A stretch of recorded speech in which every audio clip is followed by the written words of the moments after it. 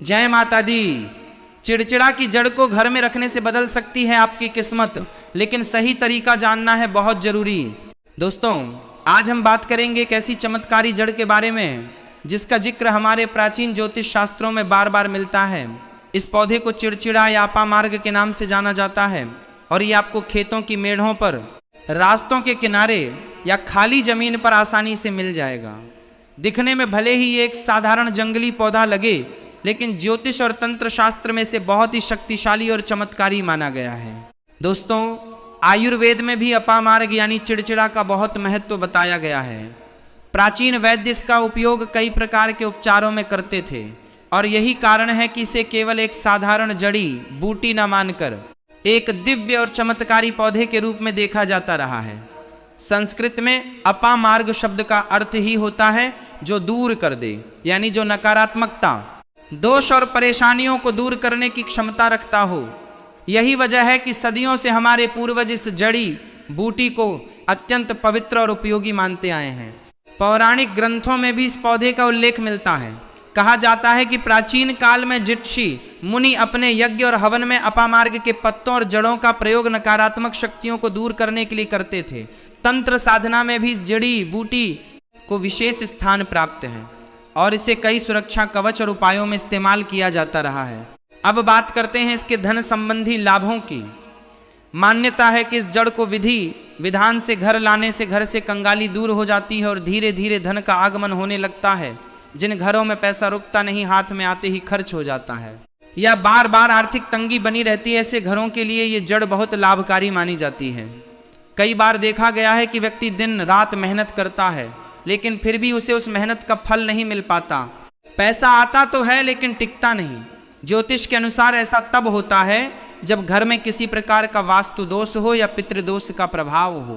कहा जाता है कि इस स्थिति में चिड़चिड़ा की जड़ को विधिपूर्वक घर लाने से यह दोष धीरे धीरे कम होने लगता है और धन का प्रवाह घर की ओर बढ़ने लगता है। कहा जाता है कि इसे सही तरीके से लाकर तिजोरी में रखने से माँ लक्ष्मी की विशेष कृपा बरसने लगती है और व्यापार में भी उन्नति के योग बनने लगते हैं। इतना ही नहीं दोस्तों, जिन घरों में लगातार परेशानियां बनी रहती हैं, जहां छोटी छोटी बातों पर लड़ाई झगड़ा होता रहता है या घर का माहौल हमेशा बोझिल और तनावपूर्ण रहता है, वहां भी इस जड़ को रखने से घर का वातावरण शांत और सकारात्मक होने लगता है। ऐसा माना जाता है कि ये जड़ घर में मौजूद नकारात्मक ऊर्जा को सोख कर सकारात्मकता का संचार करती है। कई परिवारों में देखा गया है कि बिना किसी ठोस वजह के घर के सदस्यों के बीच आपसी मनमुटाव बना रहता है। बच्चे पढ़ाई में मन नहीं लगा पाते या घर में बरकत नहीं होती। ऐसी स्थिति में ज्योतिषी इस जड़ को विधिपूर्वक घर लाने की सलाह देते हैं ताकि घर का वातावरण फिर से सामान्य और सुखद हो सके।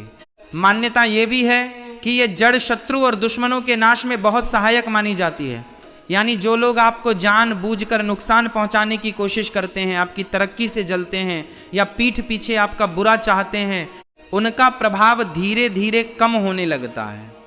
जिन लोगों को ऑफिस या व्यापार में प्रतिस्पर्धियों से परेशानी होती है या जिनके खिलाफ कोई साजिश रची जा रही हो, उनके लिए भी यह जड़ एक सुरक्षा कवच के समान मानी जाती है। कहा जाता है कि इस जड़ को धारण करने या घर में रखने से शत्रु स्वयं ही कमजोर पड़ने लगते हैं और उनकी नकारात्मक योजनाएं सफल नहीं हो पाती। साथ ही अगर घर पर किसी तरह की टोना टोटका, बुरी नज़र या नकारात्मक शक्ति का साया माना जा रहा हो, तो भी यह जड़ उसे दूर करने में सहायक मानी जाती है। कई बार घर में अचानक अजीब घटनाएं होने लगती हैं।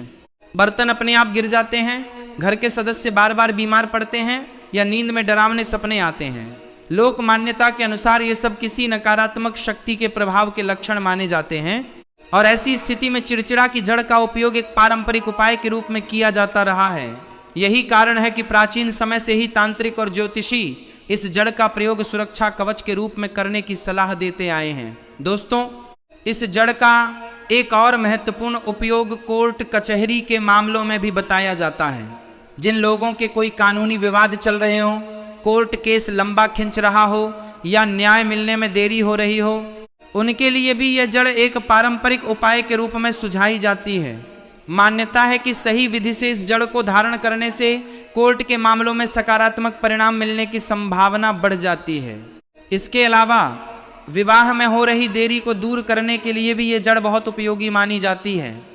जिन लड़के लड़कियों की शादी में बार बार अड़चने आ रही हों, रिश्ते तय होकर टूट जाते हों, या किसी ग्रह दोष के कारण विवाह में देरी हो रही हो, उनके लिए ज्योतिषी अक्सर इस जड़ को धारण करने या घर में रखने की सलाह देते हैं। कहा जाता है कि इससे विवाह में आ रही बाधाएं दूर होती हैं और शीघ्र ही अच्छे रिश्ते आने लगते हैं। अब बात करते हैं इस जड़ को लाने की सही विधि की, क्योंकि दोस्तों बिना सही विधि के किसी भी टोटके का पूरा फल नहीं मिलता। इस जड़ को शनिवार या मंगलवार के दिन जमीन से निकालना विशेष रूप से शुभ माना जाता है। इन दोनों दिनों का संबंध शनिदेव और हनुमान जी से माना जाता है, जो नकारात्मक शक्तियों और शत्रुओं से रक्षा करने वाले देवता हैं। कुछ ज्योतिषी विशेष रूप से पंचमी, अष्टमी या पूर्णिमा तिथि पर भी इसे निकालने की सलाह देते हैं, क्योंकि इन तिथियों को अत्यंत शुभ माना जाता है। जड़ निकालने से पहले पौधे को प्रणाम करें और मन ही मन भगवान का स्मरण करते हुए अपनी मनोकामना बोलें। कई विद्वान इस दौरान नमः शिवाय या हनुमते नमः मंत्र का जाप करने की सलाह भी देते हैं, ताकि जड़ में सकारात्मक ऊर्जा का संचार हो। जड़ को जमीन से खींचकर नहीं, बल्कि सावधानी पूर्वक खोदकर निकालना चाहिए, ताकि जड़ टूटे नहीं। मान्यता है कि टूटी हुई जड़ का उतना प्रभाव नहीं होता जितना साबुत जड़ का होता है। जड़ निकालने के बाद इसे साफ पानी से धो लें और घर लाकर गंगा जल से शुद्ध करें। शुद्धिकरण के बाद इसे कुछ देर धूप या दीपक के पास रखें, ताकि ये पूरी तरह पवित्र हो जाए। कई लोग इसे लाल कपड़े में बांधकर तिजोरी में, पूजा स्थान में या मुख्य द्वार के पास रखते हैं। कुछ लोग इसे धन प्राप्ति के लिए अपने पर्स या बटुए में भी रखते हैं, जबकि व्यापारी वर्ग इसे अपनी दुकान या ऑफिस की गद्दी के नीचे रखना पसंद करते हैं, ताकि व्यापार में उन्नति बनी रहे। ध्यान रहे, इस जड़ को हमेशा स्वच्छता और श्रद्धा भाव के साथ रखना चाहिए, क्योंकि अपवित्र स्थान पर रखने से इसका प्रभाव कम माना जाता है। इसे कभी भी झूठे हाथों से न छुएं और इसे रखने वाली जगह की नियमित रूप से सफाई करते रहें। एक और महत्वपूर्ण बात, इस जड़ को लाते समय या घर में रखते समय किसी को बताना नहीं चाहिए, ऐसी पुरानी मान्यता है। कहा जाता है कि गुप्त रूप से किए गए उपाय जल्दी और ज़्यादा असरदार होते हैं, जबकि दूसरों को बताने से उसका प्रभाव कम हो जाता है। साथ ही हर शनिवार को इस जड़ के सामने दीपक जलाने की भी परंपरा है, जिससे इसका प्रभाव बना रहता है। कुछ लोग हर शनिवार इसे गंगा जल से स्नान भी कराते हैं और धूप अगरबत्ती दिखाते हैं, ताकि इसकी शक्ति समय के साथ कम ना हो। दोस्तों, अब आपके मन में सवाल आ रहा होगा कि आखिर यह जड़ कब तक असर दिखाना शुरू करती है। लोक मान्यताओं के अनुसार इसका प्रभाव व्यक्ति की श्रद्धा और नियमितता पर निर्भर करता है। कुछ लोगों को कुछ ही हफ्तों में सकारात्मक बदलाव महसूस होने लगते हैं, जबकि कुछ मामलों में कुछ महीनों का समय भी लग सकता है। महत्वपूर्ण यह है कि इसे धैर्य और सच्ची आस्था के साथ अपनाया जाए, न कि केवल एक जल्दी परिणाम पाने की इच्छा के साथ। यह भी ध्यान रखने योग्य बात है कि यह जड़ किसी भी समस्या का अकेला या स्थायी समाधान नहीं है। ज्योतिष और तंत्र शास्त्र के जानकार हमेशा यही सलाह देते हैं कि इस तरह के उपायों के साथ साथ ईमानदार मेहनत, सही दिशा में प्रयास और सकारात्मक सोच भी उतनी ही जरूरी है। यह जड़ केवल एक सहायक उपाय के रूप में देखी जानी चाहिए, न कि किसी चमत्कार की गारंटी के रूप में। दोस्तों, ये सारी जानकारी हमारे पूर्वजों से चली आ रही पारंपरिक लोक मान्यताओं, ज्योतिष शास्त्र और तंत्र परंपरा पर आधारित है। इसका कोई वैज्ञानिक प्रमाण उपलब्ध नहीं है, इसीलिए इसे सिर्फ आस्था, परंपरा और सांस्कृतिक विरासत के नजरिए से ही देखा जाना चाहिए।